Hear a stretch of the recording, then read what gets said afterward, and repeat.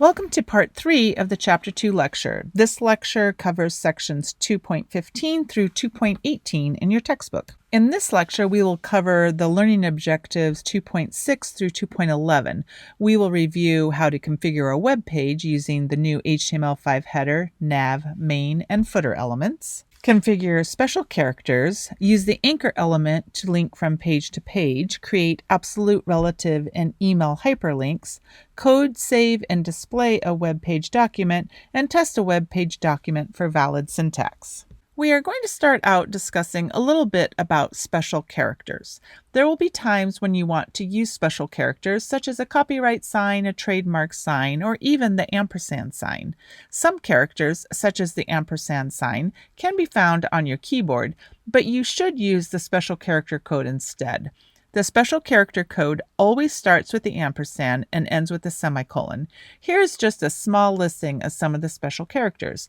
Your book has additional items listed, and you can also search the internet as well. When you add this code to your web page, the fact that you've added the Medicare set of UTF-8 in the head is how the browser knows which symbol to display. For example, when the browser sees ampersand copy semicolon, it basically looks this up in the UTF-8 character set and knows, oh, I need to display the copyright sign. There is also, at the very bottom, an ampersand NBSP semicolon. That is a non-breaking space. It is just a blank space. There are reasons when you would want to use a non-breaking space. One of them would be when you have two words together that you never want one of them to wrap to the next line. So for example, the restaurant Paradise Bakery may always want to see their name on the same line. They may never want to see the word bakery wrapped to the second line. They may always want to see those two words together.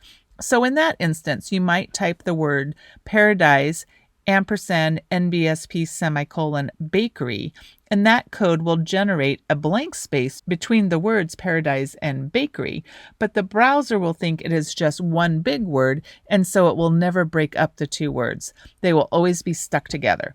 This is a very appropriate use for the non-breaking space. You don't want to just use non-breaking spaces when you want to have a random blank space.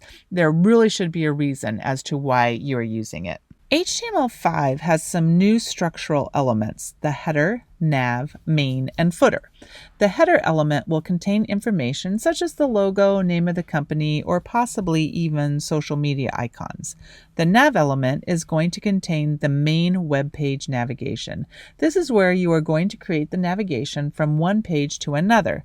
Sometimes a developer might put some text navigation in the footer, but when they do that, it's up to their discretion as to whether they include that in a nav element. You can have a nav element inside your footer. That is completely fine, but it's not required. The only place where it is actually required is where the main navigation lies. The main element contains the main content on the page. The main usually comes after the navigation and then closes before the footer. The footer is not considered part of the main content, so the main will close before the footer is opened. And lastly is the footer element. The footer element contains basic web page footer information, such as the copyright date, secondary navigation, text navigation. It might contain social media icons, etc. There are additional new HTML5 elements as well, but we are primarily talking about these four at this time. Next, I want to talk a little bit about the div element. Prior to HTML5, just about everything was coded with a div element. The disadvantage of coding with the div element is that it did not describe the content at all. When you have an HTML5 element, such as the nav, the browser knows that this is where the navigation is going to lie. When you have a div tag, there is absolutely no indication whatsoever what lies within that div element. The div tags are not semantic, but they do have a purpose. Div tags are primarily used to group content. You might be using them to group information together to move it around easily to put a background color on them when it comes time to style. In the screen that we were looking at just a minute ago, they had multiple div elements in the middle of the main content. This might have been to group three pictures that didn't really have content, and there was no specific tag to fit those div elements. The main takeaway is that you recognize that the div element should only be used as a last resort and only for grouping content in order to style it. primarily you want to pay attention, and if you can choose a tag that has a semantic meaning, which means it describes the content, then you want to go ahead and use that tag. Next, we are going to talk about the anchor element, also referred to as the A tag. The anchor element specifies a hyperlink reference, the href, to a file. So in this example, we have an opening A tag with the attribute of href equal, and then in quotation marks, contact.html. And then we have the words contact us and then the closing A tag. So whatever lies between the opening and closing A tags, and in this example, it's the words contact us, this is what shows up on the user's screen. When the user clicks the words contact us, it loads whatever page the href is indicating. So in this example, when the user clicks on the words contact us, it will load the contact.html page. There are different types of hyperlinks. There are absolute and relative hyperlinks. The absolute hyperlink is linking to a different website. So in this first example, when we have Yahoo, which is what is between the opening and closing A tags, Yahoo is what is seen on the website. But when the user clicks on Yahoo, it is actually taking them out of the website that they are currently in and taking them to a completely different website on the internet. So in this case, they're going to go to the page http://yahoo.com. Below it is a relative hyperlink, and this is going to be how you code something when you want to link to pages on your own site.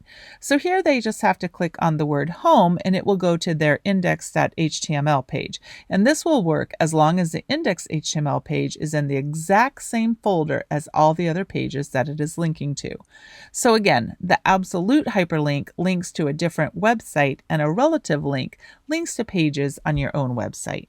There is a third type of A tag, and that is the email hyperlink. The email hyperlink is going to automatically launch the default mail program that is installed on the user's computer. The link is created in the same way as you would create a regular link, but you add mail to : with no space in front of the email address you want to send the email to. When the user clicks on the link, the mail program is launched and an email window opens on their screen, populated with the address in the href.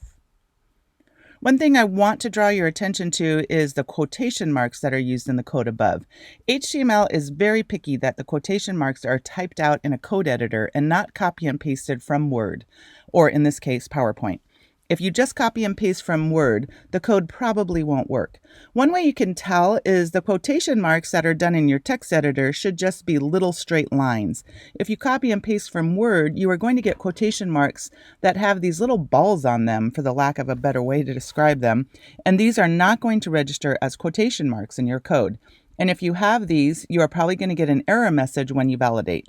So the best practice is to not copy and paste from Word or this PowerPoint. And lastly, I want to talk to you about validating your code. It is important that you validate your code before you submit your homework, and in the workplace, you want to be sure to validate your code before you upload it to the server to launch a website. The validator is sort of like a spell checker for code. You always want to make sure that your code is error-free. There are several validators out there. The one on this screen, validator.w3.org, is the one I prefer you use for this class. I have that website opened up on the screen. You can validate by URI, which would be if you already uploaded your pages to the server. You can validate by file upload if you want to choose the file on your local computer to validate. And you can validate by direct input if you want to copy and paste your code into this window. I'm going to validate my code by direct input. I have some code on my clipboard, so I can just paste it in the window right here. And I can see by my little scroll bar, there's quite a bit of code. It didn't copy and paste super well with the indentation, but the code is all there. And indentation doesn't matter for validating. And when I go ahead and I can select the check button to check my code, and I should get a message down here at the bottom that says document checking completed, no errors or warnings. If you have an error message, it will tell you approximately where the problem is, what line it is on your code, and at least give you a general area where you might want to start looking for your error. And that wraps up all the lectures for Chapter 2.